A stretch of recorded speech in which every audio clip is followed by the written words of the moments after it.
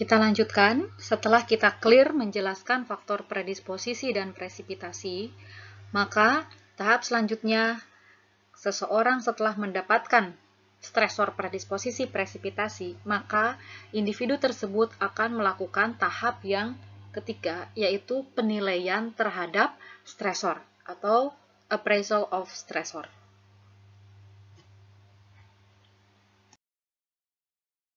Nah, di penilaian terhadap stresor, ini tahap ketiga ya. Tadi kita sudah mengkaji atau menggali dari pasien itu predisposisinya apa.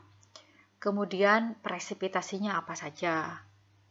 Nah, sekarang apakah seorang individu ketika memiliki predisposisi presipitasi lantas menjadi gangguan jiwa? Ya, tentunya tidak seperti itu ya. Jadi setelah ada predisposisi, presipitasi, tunggu dulu. Ada penilaian terhadap stresor. Nah, di sini sudah mulai beda nih penilaian terhadap stresor ini antara satu orang dengan orang yang lain. Walaupun stresornya atau sumber stresnya itu sama jenisnya. Oke. Nah, di sini dijelaskan bahwa penilaian terhadap stresor ini yang saya berikan warna merah, isinya selalu respon. Nah, bedakan predisposisi, presipitasi, isinya itu selalu stresor. Sementara penilaian terhadap stresor, isinya justru respon.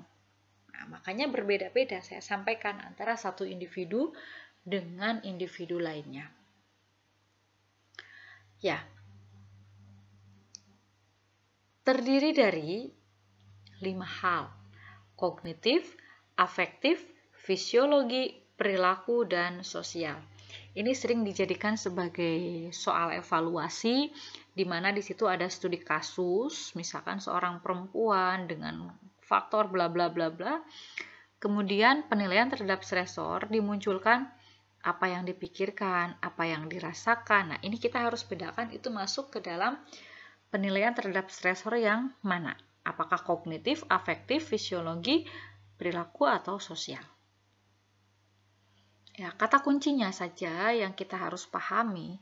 Kognitif intinya adalah apa yang dipikirkan. Kognitif berhubungan dengan ingatan, dipikirkan. Bedakan dengan afektif. Ya, afek, perasaan. Jadi apa yang dirasakan. Nah, dan ini belum tentu sama apa yang dipikirkan dengan apa yang dirasakan. Kemudian fisiologis jelas ini berhubungan dengan fungsi tubuh ya. Perilaku apa yang dia lakukan dan secara sosial itu akan seperti apa pengaruhnya terhadap kehidupan bersosial dari individu tersebut ya. Kita ambil contoh. Tadi predisposisinya individu ini sudah punya misalkan 100 predisposisi, kemudian ada pencetus. Pencetusnya itu adalah ditinggalkan oleh tunangannya menikah dengan orang lain, itu contohnya. Nah, ada 2 orang yang memiliki predisposisi dan presipitasi yang hampir mirip. Pada pasien yang pertama, secara afektif dan pasien kedua sebetulnya sama. Yang dirasakannya misalkan merasa sedih ya, sedih, kesel, marah, tidak terima, malu juga mungkin. Itu afektif. Nah, apa yang dirasakan? Dan biasanya afektif ini muncul terlebih dahulu ya, sebelum penilaian terhadap stresor aspek yang lainnya, yang 4 lainnya biasanya afektif ini yang muncul terlebih dahulu ya, otomatis.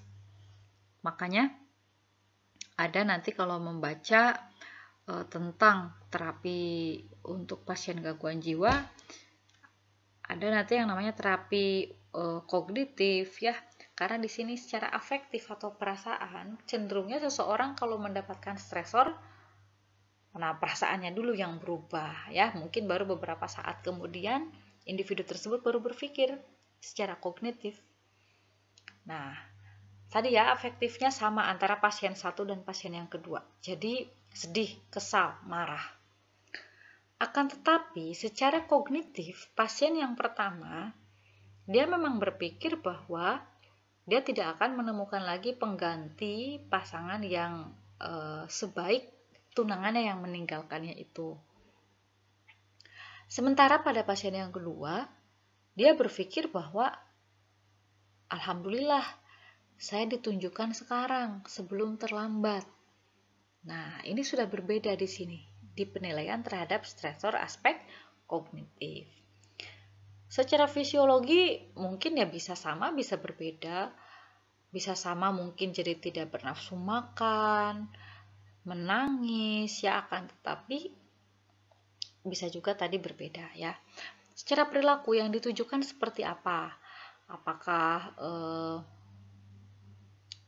misalkan dengan stresor itu menjadikan dia ada yang misalkan terus ingin mencaci, ingin melakukan agresi ya, baik secara verbal ataupun secara fisik. Makanya biasanya di sini terjadi kenakalan remaja ya, karena ada stresor, langsung dia memberikan penilaian saat itu juga, bahkan bukan secara afektif dan kognitif saja, tapi juga secara perilaku langsung menyerang. Nah, itu contohnya. Secara sosial bagaimana? Ada perubahan tidak? Dia misalkan jadi tidak mau berangkat ke kampus, karena malunya tadi malah mengurung diri di kamar, itu seperti itu. Ya.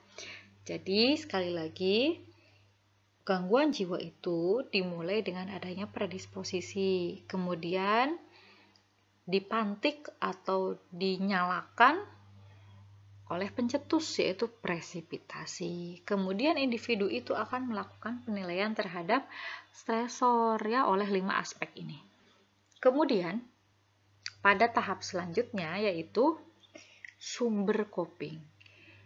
Setelah melakukan penilaian terhadap stresor ini, individu tidak serta-merta langsung otomatis dia mengalami gangguan jiwa, belum. Karena individu itu dibekali dengan barier atau punya kekuatan atau punya tameng yang dinamakan dengan sumber-sumber coping ya, atau coping resources. Nah, kita lihat pada slide